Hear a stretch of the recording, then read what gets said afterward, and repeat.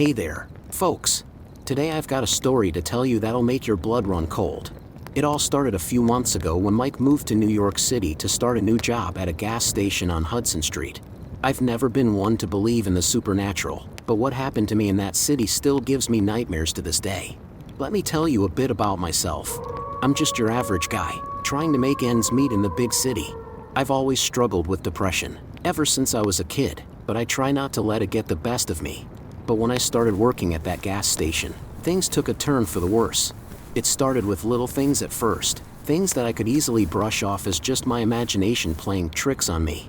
Strange noises in the middle of the night, shadows darting out of the corner of my eye, that kind of thing. But then, things started to get more intense. I started seeing things, horrible things that no one else seemed to notice. Shadows lurking in the darkness, eyes staring at me from the depths of the alley behind the gas station, whispers that seemed to come from nowhere and everywhere all at once. At first, I tried to ignore it, to convince myself that it was all just in my head. But the more I tried to push it away, the stronger it became. It was like something was reaching out to me, trying to pull me into its twisted embrace. And then, just when I thought things couldn't get any worse, they did.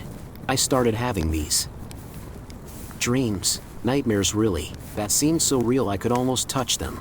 I dreamed of dark, winding corridors, of faces twisted in agony, of a presence lurking just out of sight, watching, waiting. I tried to talk to my coworkers about it, to see if they were experiencing anything similar, but they just laughed it off like I was some kind of crazy person. Maybe I was. I don't know. All I know is that the things I was experiencing felt all too real to be dismissed so easily. As the days turned into weeks, I could feel myself slipping further and further into madness. I started hearing voices, whispers that seemed to come from inside my own head, telling me things, horrible things that I couldn't bear to listen to. And then, one night, I snapped. I don't remember much of what happened, just flashes of darkness and pain, screams echoing in the empty streets. When I came to, I was lying in a hospital bed, surrounded by doctors and nurses with worried expressions on their faces. They told me I'd had some kind of psychotic break, that I'd been found wandering the streets in a delirious state, muttering to myself about things that didn't make any sense. They said they were going to transfer me to a psychiatric ward for further evaluation, but I knew deep down that I'd never be the same again.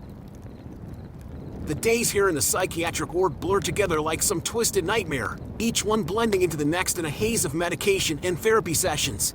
But I'll do my best to piece together what happened after I was admitted. I remember the first few days here vividly, the sense of disorientation and fear that clung to me like a second skin. The doctors tried to reassure me, telling me that I was safe here, that they were going to help me get better.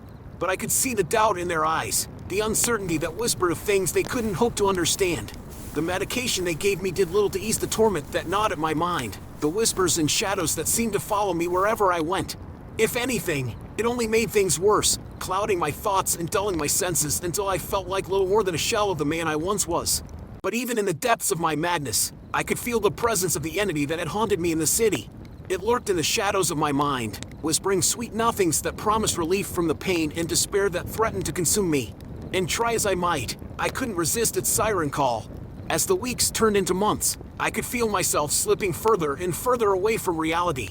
The lines between dream and waking blurred until I could no longer tell the two apart. I spent my days wandering the halls of the ward, lost in a fog of confusion and despair, searching for something, anything to hold on to in the darkness. But no matter how hard I tried, I couldn't shake the feeling that I was being watched, that the entity was still out there, lurking just beyond the edge of my vision, waiting for the perfect moment to strike. And try as I might, I couldn't escape the sinking feeling that I was playing right into its hands. And then, one day, it happened. I woke up to find myself lying on the cold tile floor of my room, surrounded by broken furniture and shattered glass. I had no memory of how I got there, no recollection of what had transpired in the darkness of the night. The doctors told me I'd had another psychotic episode, that I'd lashed out in a fit of delirium and destroyed everything in my path. But deep down, I knew the truth. The entity had finally caught up to me, dragging me kicking and screaming into the depths of madness from which there could be no escape. So here I am, sitting in this padded cell, trying to make sense of it all. But the truth is, some wounds run too deep, some scars never truly heal. And as for the entity that stalked me through the streets of New York City, Well, let's just say I pray that no one else ever has to experience the horrors that I did.